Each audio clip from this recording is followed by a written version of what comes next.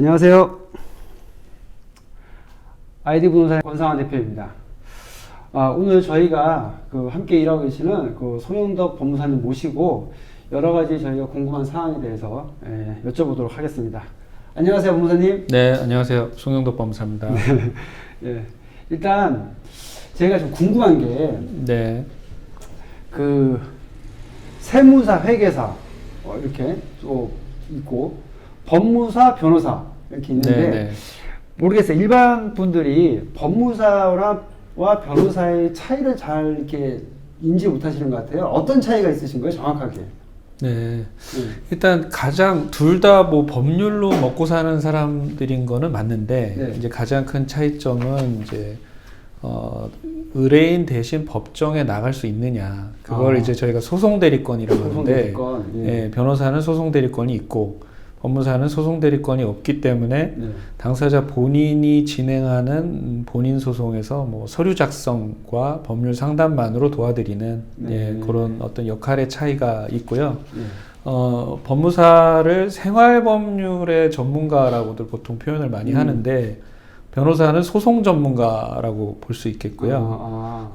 이게 생활법률이라는 게 사람이 태어나면서 죽을 때까지 각종 어떤 법률 관계에 적용을 받을 수밖에 없고 사실은 일반인들이 모르는 각종 어떤 실무 절차법 뭐 특별법들이 있거든요. 그런 부분들을 법무사는 훨씬 더 변호사보다 넓게 공부를 하고 그런 것들이 시험 과목에 반영이 돼 있기 때문에 법무사는 생활법률 전문가라고 볼 수 있고 뭐 쉽게 표현하면은 또 변호사가 전문이라면 어떤 소송에 특화된 또 각자 무슨 세무부터 시작해서 행정소송 뭐 이렇게 어떤 소송도 여러 분야로 나눠서 특화된 부분에 어떤 그 강점을 갖고 있다라면 변호사들이 그러면 이제 그 변호사를 전문의라면 법무사는 일반의라고 볼 수 있겠죠. 그러니까 다양한 과목, 다양한 질병을 진료하는 그렇게 구분할 수 있겠습니다. 기본적으로 소송 대리권 여기에 차이가 있는 거네요, 일단. 네, 그렇습니다.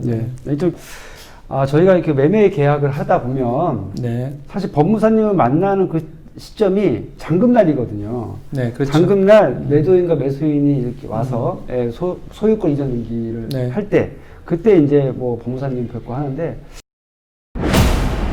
일단 중개를 함에 있어서 잔금날 필요한 서류들이 뭐 어떤 것들이 있나요? 일단 매도인하고 매수인이 준비해야 될 서류를 나눠봐야 되는데 일단 그 매도인은 등기 권리증이 있어야 되고요. 그다음에 인감 도장과 그다음에 매도용 인감 증명서, 그다음에 그 주소 변동 사항이 전부 나오는 주민등록 초본, 뭐 신분증 그런 것들을 준비하셔야 되고 매수인은 주민등록 등본과 뭐 가족관계 증명서, 뭐 막도장, 그런 서류를 준비하셔야 되죠.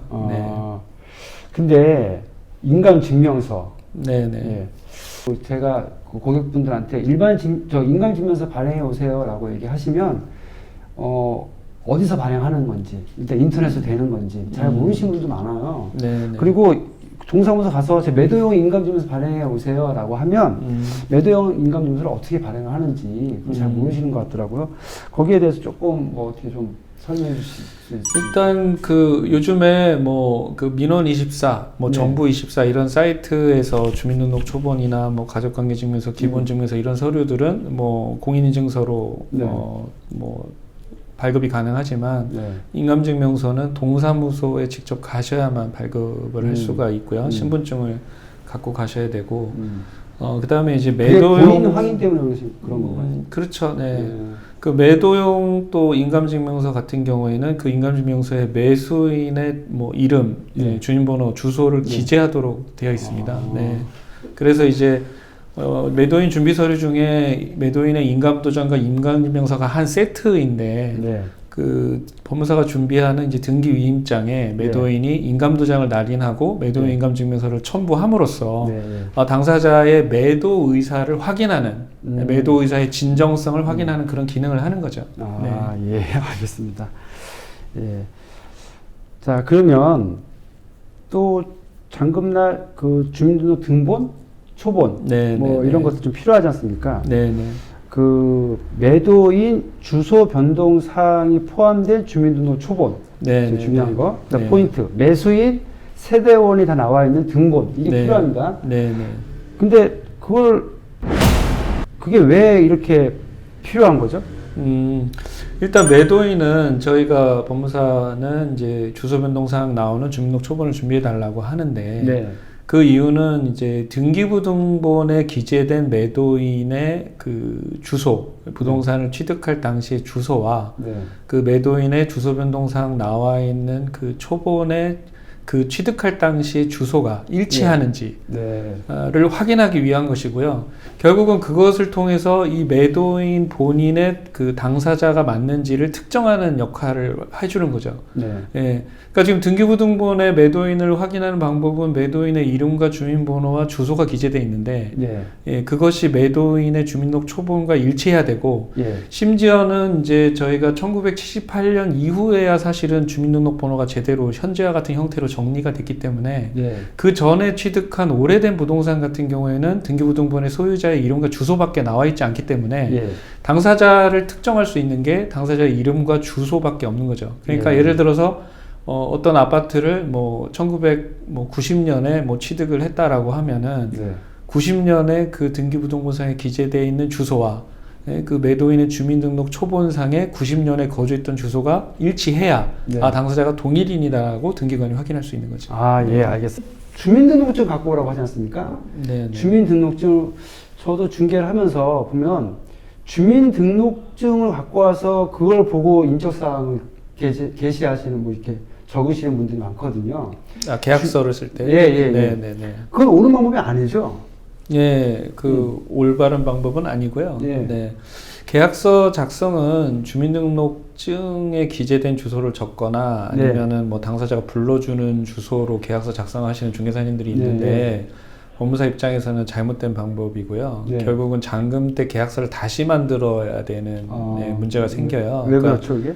어쨌든 계약서가 이제 등기에 있어서 원인 서면인데 그 원인 서면에서의 당사자의 표시, 이름, 주민번호, 주소와 그다음에 실거래 신고서에 기재된 당사자의 그 표시와 신청서에 기재된 표시와 그다음에 첨부 서면, 당사자의 주민등록 초본과 등본에 기재된 정보가 다 일치해야 등기관이 등기를 해주는 거거든요.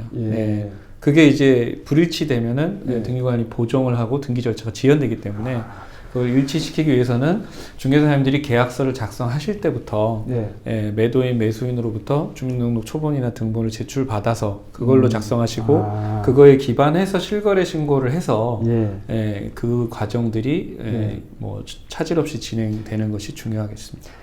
그러면 주민등록증 보고 작성하지 마시고 등본이나 초본을 보고 작성을 해라. 말씀이신 거죠? 알겠습니다. 또 이제 이런 경우 있어요. 대리인에 의해서 이제 계약을 할 경우가 있어요. 그러면 대리인에 의해서 하는 경우는 어떤 방식으로 좀 진행을 해야 되는 거죠? 어쨌든 그 당사자 본인 확인의 의무는 중개사님도 있고 그것이 잘못됐을 때 중개사님도 책임을 져야 되는 부분이기 때문에 만약에 뭐 어쩔 수 없이 계약서 작성이든 잔금 때 본인이 나오지 못하고 대리인이 나오는 상황이라면 위임장과 이제 인감증명서를 받으셔야 되는데 위임장에 그 위임의 내용이 기재돼야 되고 인감도장 날인하고 인감증명서가 첨부됐는지를 확인하셔야 되는데 인감증명서도 본인이 발급한, 대리인이 발급한 게 아니라 본인이 발급한 인감증명서를 첨부 받으셔야 되겠고요. 추가적으로 그 본인한테 전화 통화라도 해서 그러한 내용을 이분한테 대리인한테 위임한 사실이 있는지 위임의 내용이 맞는지 그런 것들을 확인하고 유선상으로라도 당사자를 확인하기 위해서 뭐 주민번호 뒷자리를 물어본다든가 과거의 주소 이력을 물어본다든가 이런 식으로 해서 이제 그 당사자를 확인하는 게 필요하겠습니다. 이게 사건 사고가 좀 많이 있죠, 이런 경우가? 뭐 많다고 볼 수는 없지만 간혹 있고요. 특히 이제 부부간을 더 조심해야 되는 거죠. 와이프 조심해라. 아니 와이프가 될 수도 있고 남편이 될 수도 있고 어쨌든 같이 살고 있고 그 인감증명서의 대리발급이라는 거는 인감도장과 신분증만 있으면 그렇죠. 대리발급이 가능하기 때문에 네. 같이 사는 사람이 뭐 인감도장, 신분증 갖고 예를 들어서 남편의 부동산을 부인이 처분한다든가 네. 뭐 부인의 부동산을 뭐 남편이 처분한다든가 하는 그렇죠. 일이 생길 수 있기 때문에 네.